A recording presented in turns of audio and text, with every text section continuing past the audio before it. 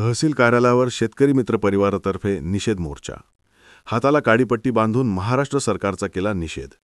Sindhi railway यावर्षी अतिवृष्टी पावसामुळे शेतकऱ्यांच्या शेतातील पीक पूर्णपणे नष्ट झाले आहे। त्यामुळे ऐन दिवाळीसारख्या सणाच्या काळात शेतकरी हवालदिल होऊन बसला आहे। शासनाने नुकसान भरपाई जाहीर केली।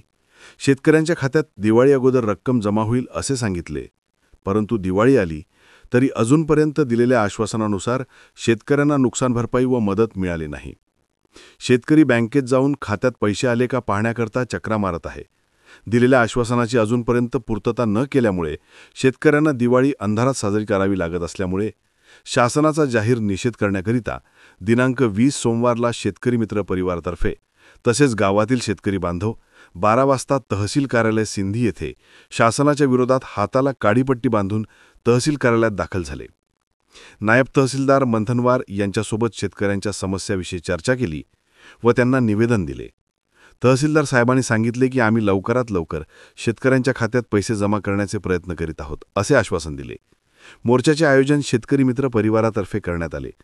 त्यावेळेस रामभाऊ सोनटक्के, रामेश्वर गंगारे, रविभाऊ वाघमारे, भीमराव फुलमाळी, बावणे, जावई, अजय कलोडे, गंगाधर कलोडे, राजू दांडेकर, अरुण झाडे, तुषार हिंगणेकर, सोनू झाडे यांची उपस्थिती होती।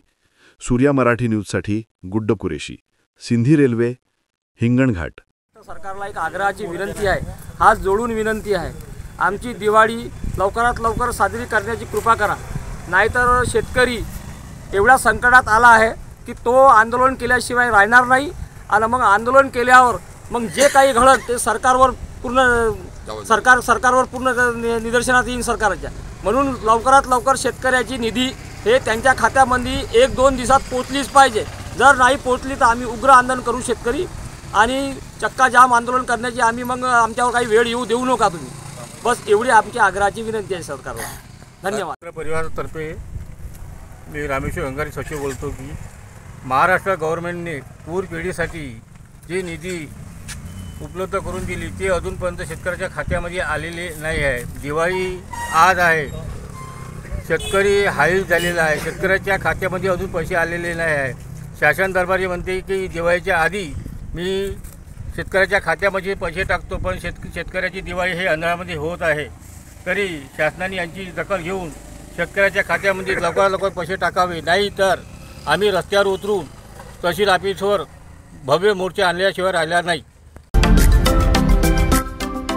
महाराष्ट्रातील महत्त्वाच्या व ताज्या घडामोडी जाणून घेण्यासाठी आजच आमच्या सूर्या मराठी न्यूज चॅनलला सबस्क्राइब करा आणि बेल आयकॉन प्रेस करा।